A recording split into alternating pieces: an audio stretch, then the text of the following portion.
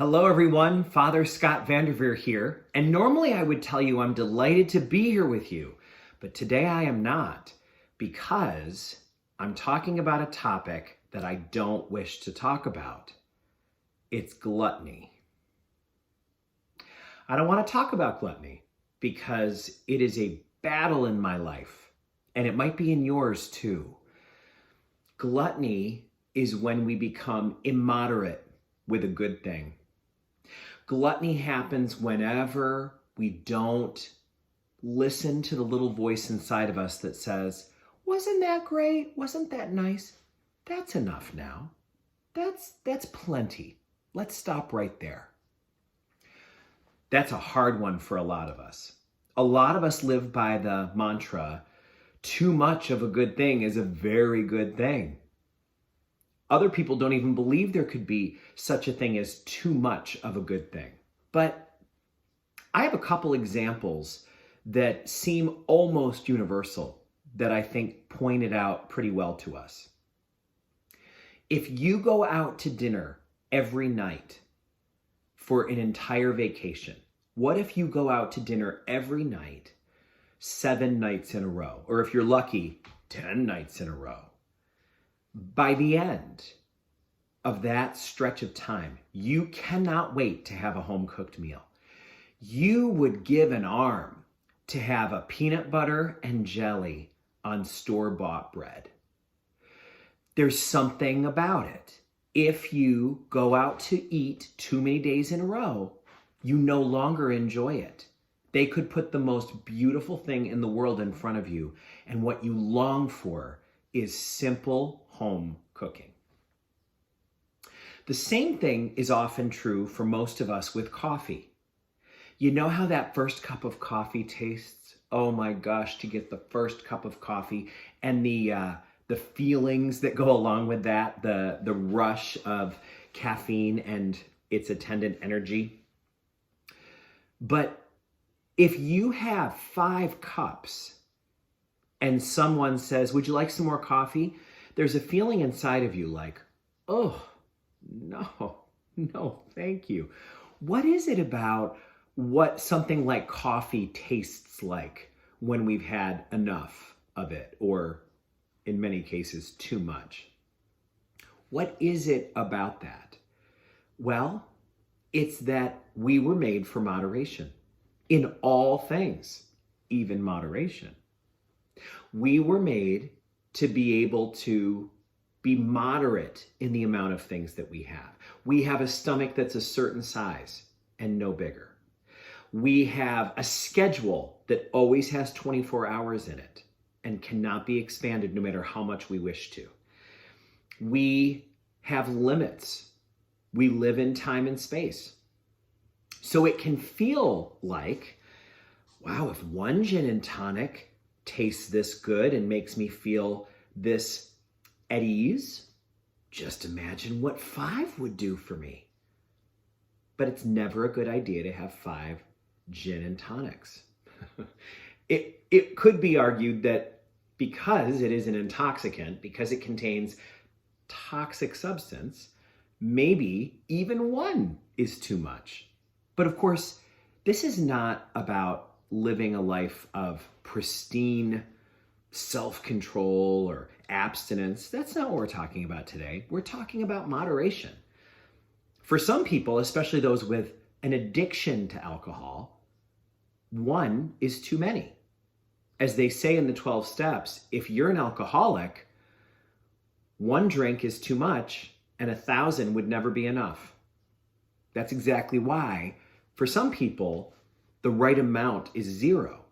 But we're talking today about moderation when we have a pretty typical relationship with a substance. Addiction aside, how about vacation? How about vacation? You know that feeling that you have when you've been on vacation long enough, you're starting to long for home? Have you ever started to long for your routine? I hear parents tell me that all the time in August. They say, oh, the kids need routine.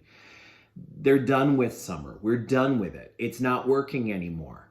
What we need now is routine. The kids want to return to knowing what time to get up and what happens first, then second, then third. A lot of us can relate to that. Too much vacation is as big a problem as too much work. Introverts learned that during the COVID pandemic.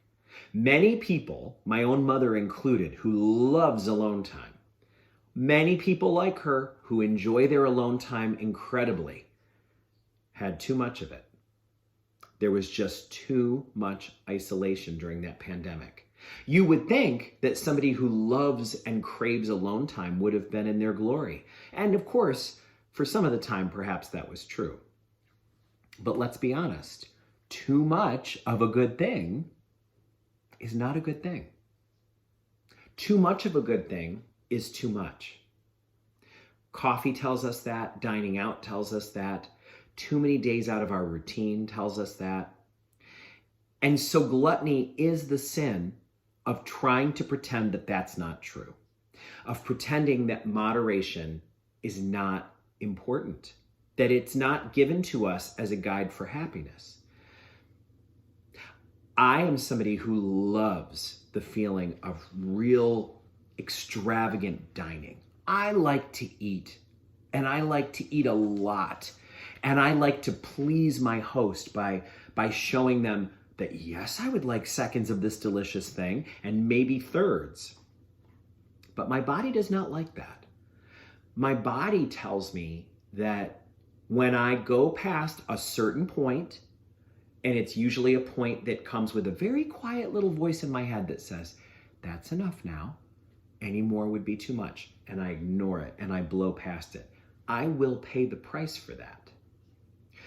It's so clear that that's true with alcohol. How many people wish they could have stopped at 1 or 2 and then have stories and consequences that only came with overindulging? That's why the word temperance is such an interesting part of our Christian vocabulary. To be temperate is to be moderate, to know when enough is enough. To not be excessive in anything, even in moderation, meaning to know that every once in a while it's okay to have a bigger piece of cake. It's okay to have a second glass of wine if you're not going anywhere. But that as a general rule, once we learn where the sweet spot is, we stop there. And we don't allow ourselves to try to build a tolerance to things that we weren't meant to have. The ability to have 5 pieces of pizza when 2 or 3 would have been sufficient. The ability to drink a 12-pack of beer because we've ramped ourselves up to that, when 1 beer would be a nice portion. These are difficult things because we live in a culture of more. And in the work hard, play hard way of doing things, we aren't moderate about anything. We work too many hours and then we play too aggressively. So, how could the virtue of temperance, the habit of moderation, and a desire to avoid gluttony help you this week? How could you be aided by learning to listen a little bit more attentively to that little voice that says, that was enough, how great it was, but there's always tomorrow? The voice of gluttony tells us that this is the only moment, we have to seize it. But the voice of temperance says, there's always going to be another opportunity. You don't have to drink it all, eat it all, know it all, get it all done right now. Let's save some for tomorrow. Some thoughts for you from a person who struggles with gluttony. Are you like me? If so, may God bless you and keep you on this journey of moderation.